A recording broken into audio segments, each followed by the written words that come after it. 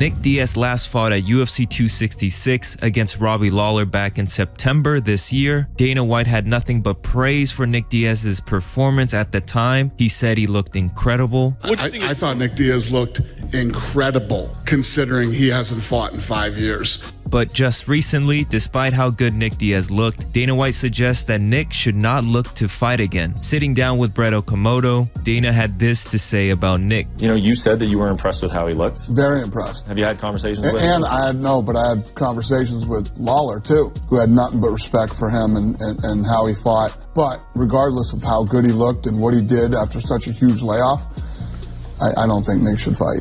I feel like your mind may have changed on that, right? Because it seemed like you were kind of in favor of it earlier. It's not that I was in favor of it, but listen, he's a grown man and you know, he can do whatever he wants to do. I don't think that Nick does it because he loves it. I think Nick does it because he has to do it. Mm-hmm. You know, and I don't know, man. It's just when I talk about people always ask me, you know, what's the key to success?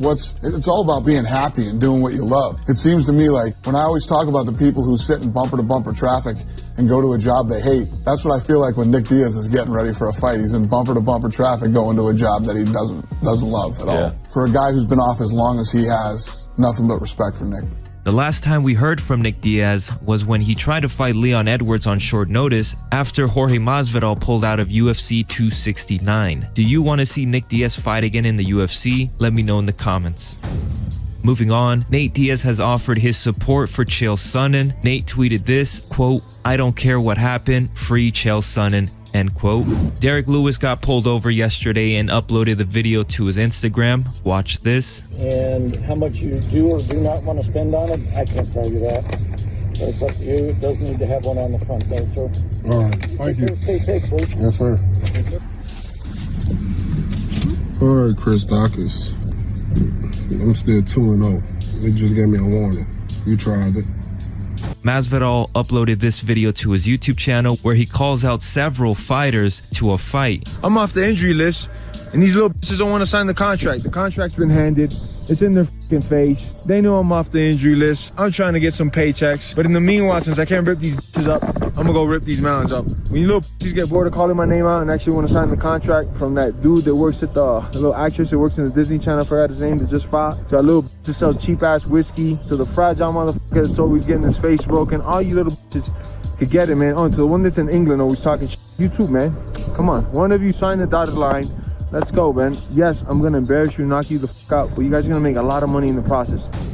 After Tyron Woodley was knocked out by Jake Paul, Woodley held a contest on his Instagram where whoever can make the funniest meme about him getting knocked out would win $5,000. Now, Daniel Cormier saw this and has a big issue with it. Speaking on the DC and RC show, Cormier says it's a very bad look that Woodley is making fun of himself. T Wood's my boy. It's not good. I love T Wood. Not a good look. Dude, that was not good. It's not a good look. That's a bad look. So you know what's worse? The after. I don't know what T Wood doing on social media. He posts a knockout. He make a contest about. It's like Jake Paul is beating these dudes so bad that they start to make fun of themselves. My biggest issue is these guys go in there to fight this dude. They lose to him. Ben Askren was immediately almost making fun of himself. It's almost like you're so embarrassed that you lost to the Disney kid or the YouTuber that you start to almost like become like self-depreciating. It's bad.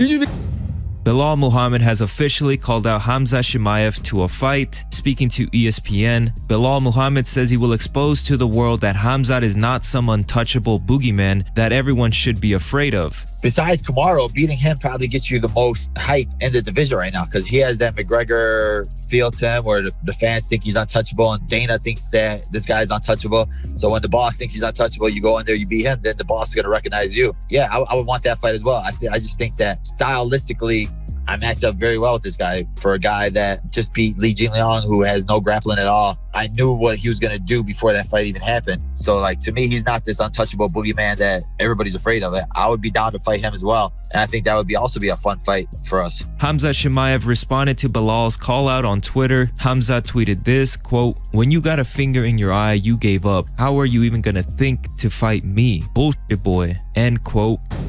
Michael Chandler has named 2 guys that he wants for his next fight. Speaking to Damon Martin on the Fighter and the Writer podcast, Chandler says he wants only big fights now, and it's either going to be Dustin Poirier or Conor McGregor next. When I came into the UFC, I wanted to fight all the top guys, and Poirier was actually one of the guys that we asked for, and he declined in the very beginning, which I have no problem with that. He was in the top of the division, and I was a new guy from outside of the UFC coming in. So he's always been a name on the list. He's a guy that I respect, a guy that I admire inside of the sport of mixed martial arts, and a guy who I would love to compete against. Obviously, Conor, I've spoken my piece about that. I think a fight between me and Conor would be absolutely huge. I mean, I want those big moments, those big fights, and those big kind of legendary status type of platforms to continue to build my career on. And then, now you look at who the champion is, Charles Oliveira. I've fought him, and people would love to see me fight him again, obviously, because of the way that first fight was.